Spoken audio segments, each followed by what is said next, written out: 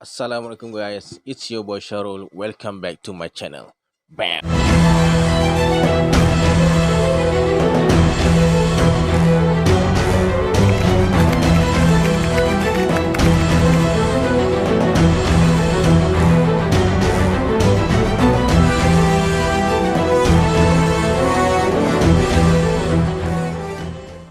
Terima kasih semua sebab dah klik video ni. Bagi korang yang belum subscribe, please subscribe, tekan tombol merah tu dan jangan lupa tekan loncengnya sekali supaya korang akan dapat notification bila aku upload video ke channel aku nanti. Dalam video kali ini aku akan kongsikan dengan korang kisah hantu yang cukup menggemparkan sekitar tahun 90-an dulu.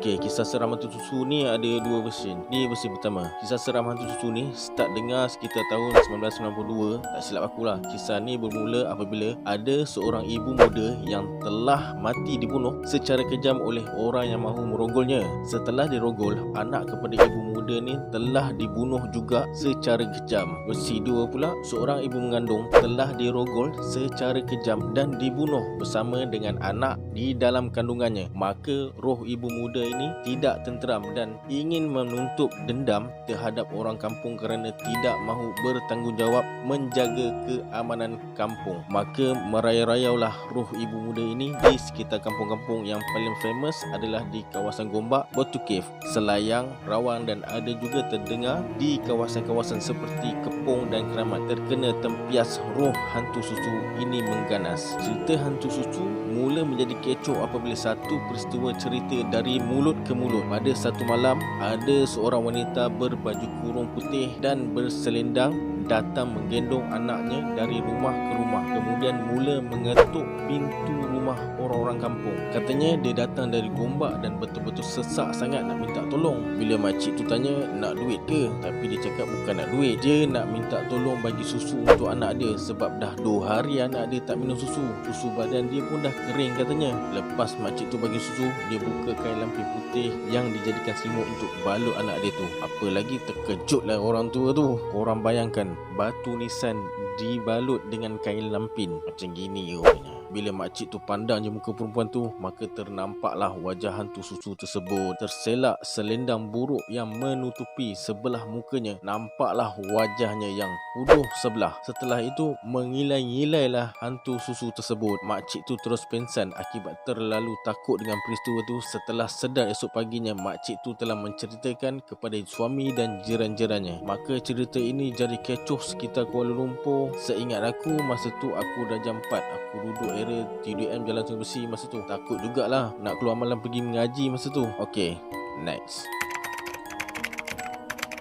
Pada sekitar tahun 1995 yang lalu, Johor Bahru telah digemparkan dengan kemunculan hantu lilin di dataran bandaraya Johor Bahru, Johor. Kisah ini berlaku apabila sebuah keluarga beriadah pada waktu malam sambil menikmati angin laut dan pemandangan di dataran bandaraya. Sebelum pulang ke rumah, mereka bergambar terlebih dahulu di hadapan air pancut yang terletak di tepi tangga Menara Jam. Keesokan harinya, mereka menghantar filem kamera mereka ke kedai untuk dicuci. Pada masa tu belum ada kamera digital. Sebaik saja gambar diambil, selepas dicuci, mereka terperanjat apabila terdapat imej hantu sedang memegang lilin di dalam salah satu gambar mereka. Untuk pengetahuan korang, 2 hari sebelum cerita hantu lilin ini keluar di akhbar harian Metro, keluarga ni telah menghubungi pejabat berita harian untuk memberitahu tentang kejadian pasal hantu lilin ni. Pada mulanya, wartawan tak percaya cerita tentang hantu lilin ni dan meminta keluarga berkenan hadir ke pejabat harian Metro dengan membawa gambar tersebut. Apabila mereka datang dan membawa gambar berserta negatif filem gambar hantu tersebut, barulah wartawan betul-betul percaya dan berjanji akan menerbitkan cerita itu di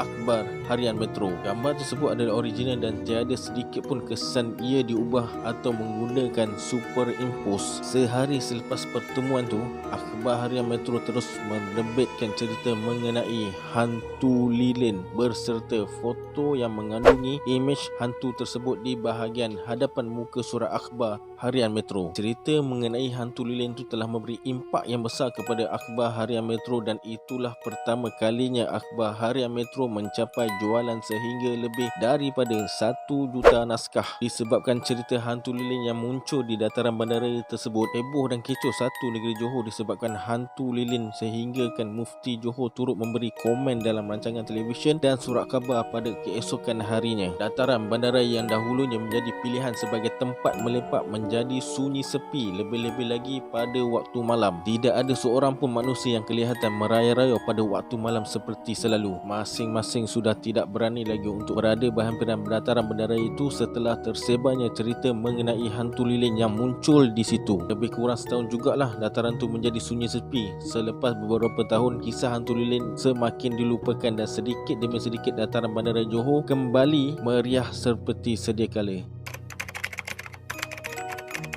Orang minyak adalah merujuk kepada seseorang yang menuntut ilmu batin, ilmu sesat atau ilmu hitam dengan cara menceroboh masuk ke dalam rumah mangsa untuk merompak sebelum memperkosa gadis yang masih perawan. Salah satu cerita mengatakan bahawa orang minyak ni telah tersalah menuntut ilmu menyebabkan dia menjadi hitam dan hanya akan pulih setelah merogol 40 orang gadis. Mangsa akan terpukau dan ditanda dengan pangkah pada mukanya selepas dinodai. Versi lain juga menyatakan orang minyak adalah manusia biasa yang sedang mempelajari ilmu batin dan ilmunya akan sempurna setelah berjaya memperkosa 41 wanita dengan kemampuan memasuki sebuah rumah tanpa dapat dilihat oleh sesiapa. Apabila ilmunya telah lengkap, kulit hitamnya akan berubah menjadi putih dan akhirnya memiliki kuasa sakti. Ilmu hitam walaupun dianggap amalan salah dan khurafat, tetapi kemunculan orang minyak memang tidak dapat dinafikan apabila terdapat segelintir masyarakat yang berniat serong untuk kepentingan diri sendiri sehingga mengancam keselamatan dan ketenteraman masyarakat dalam sesebuah kampung tersebut. Kewujudan orang minyak sebenarnya amat popular sehingga ia dijadikan sebuah filem pada tahun 1958 bertajuk Orang Minyak yang diterbitkan oleh Malay Film Production dan diarahkan oleh seniman agung P. Ramlee. Orang minyak dikatakan mampu memasuki rumah yang berkunci dengan mudah dan selain itu ia dikatakan mampu menghilangkan diri dengan mudah sekiranya dikejar. Orang minyak juga mampu melekat pada dinding seperti cicak, mampu naik ke atas dengan sehelai benang dan mampu menggunakan jin sebagai pelindung. Sekiranya tidak mahu diganggu oleh orang minyak pada waktu malam, terutamanya gadis, sekeliling tempat tidur hendaklah ditabur dengan kelopak jantung pisang dan daun keladi bira. Jika sesebuah rumah ditabur kelopak jantung pisang atau daun keladi bira ni, maka selamatlah semua perempuan di dalamnya. Untuk mengalahkan orang minyak, apabila ia telah ditangkap, selubung dengan kain batik untuk melemahkannya, kemudian gigit ibu jari kaki orang minyak itu untuk menghapuskannya. Dikatakan juga bahawa orang minyak takut melihat cermin. Selain itu, kelemahan ketara orang minyak ialah tidak boleh terkena hujan. Apabila terkena hujan, dengan mudah orang akan dapat melihat pengamal ilmu tersebut. Hal seumpama ini telah pun berlaku semasa orang minyak ingin merogol mangsa di sebuah rumah ketika hujan. Perbuatan makhluk berkenaan telah dilihat oleh beberapa orang penduduk dari kampung itu dengan jelas. Menurut cerita orang tua-tua, orang minyak adalah amalan ilmu hitam dari Siam yang tuannya menuntut ilmu gaib untuk tujuan jahat dan gadis-gadis sunti dijadikan sebagai cagaran untuk menjadikan ilmu itu lebih sempurna. Modus operandi yang dilakukan oleh pengamal ilmu hitam orang minyak ialah rompak dan rogol. Setiap kali pengamal ilmu hitam itu melakukan rompakan dan rogol, dia akan diekori oleh ilmu yang dipelajarinya. Sebab itulah digelar orang minyak. Tujuan ilmu tersebut mengekorinya ialah apabila pengamal ilmu hitam itu dalam keadaan bahaya dan terdesak atau dilihat orang semasa menjalankan aktivitinya, ilmu hitam tersebut akan memasuki tubuhnya dan menyebabkannya hilang secara tiba-tiba. Dengan demikian, dia pastinya terselamat daripada dibelasah orang yang melihatnya. Orang yang ingin menangkap dan memasung orang minyak mestilah ilmunya dapat menandingi kelebihan ilmu yang diamalkan oleh pengamal ilmu hitam itu. Jika tidak, orang minyak sukar ditangkap kerana pengamalnya memang licik dan tidak dapat dilihat dengan mata kasar. Berikut adalah sebahagian daripada kejadian serangan orang minyak yang pernah berlaku di Malaysia. Serangan orang minyak tahun 2001. Penduduk beberapa kampung di sekitar daerah Kuala Kedah gempar apabila 4 makhluk kononnya jelmaan orang minyak berjaya ditangkap bersama seorang lelaki. Berita penangkapan orang minyak itu telah mengakibatkan lebih 3,000 penduduk sekitar membanjiri Masjid Putra seberang Nyonya dan Balai Polis Kuala Kedah. Bagaimanapun difahamkan, makhluk-makhluk itu yang masing-masing berbungkus dengan kain batik dan disimpan di dalam botol akan dihapuskan mengikut cara tradisional. Menurut saksi-saksi, lelaki itu diberkas ketika dia cuba memaksa seorang wanita melepaskan makhluk-makhluk berkenaan sejurus setelah 2 daripada makhluk itu ditangkap. Apa yang sangat menarik adalah salah seorang penduduk kampung yang berjaya menangkap makhluk tersebut, Cik Wan Cik Osman, ketika ditemui berkata dia berusaha menjejaki orang minyak kerana bimbang dengan keselamatan anak gadisnya yang berusia 17 tahun. Menceritakan detik-detik ketika berusaha menangkap makhluk itu, katanya walaupun takut, dia terpaksa mengenepikan perasaannya demi memastikan orang minyak tidak lagi berleluasa di kampung tersebut. Katanya dia menangkap orang minyak tersebut semasa orang minyak tersebut bertukar menjadi kecil dan cuba melarikan diri melalui celah-celah papan lantai rumahnya. Serangan orang minyak tahun 2006. Pada 24 November tahun 2006, seorang pencuri yang melumurkan dirinya dengan minyak telah ditahan di Kampung Tawas, Malaysia. Serangan orang minyak tahun 2008. Pada tahun 2008 yang lalu, beberapa akhbar bahasa Cina mendakwa kononnya berlaku kejadian rogol oleh orang minyak melibatkan pelajar yang berlaku dalam kampus Universiti Sains Malaysia USM Pulau Pinang. Walau bagaimanapun, pihak universiti menafikan kejadian itu.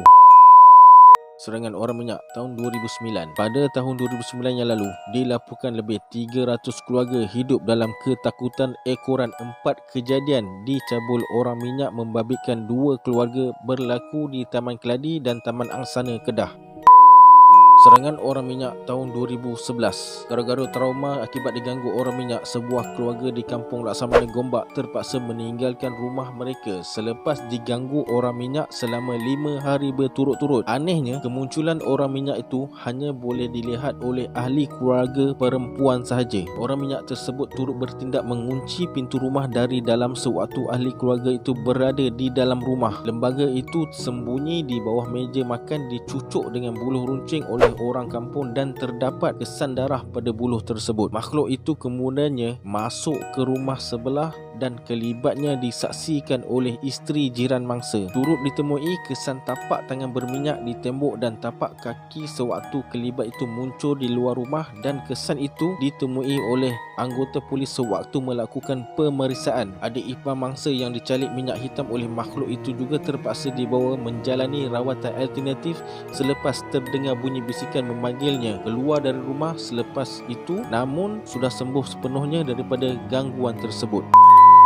Pada tahun 2011 lalu, lebih 10,000 penduduk di 20 kampung dan taman perumahan di kawasan Ketari Bentong mendakwa diganggu satu lembaga hitam seakan-akan orang minyak. Lembaga itu dikatakan mengganggu gadis bawah umur selain membuat kacau di kampung itu. Imejnya menyerupai lelaki bertubuh kecil yang dipercayai mengamalkan ajaran ilmu hitam, turut didakwa memecah masuk beberapa rumah sekitar Ketari.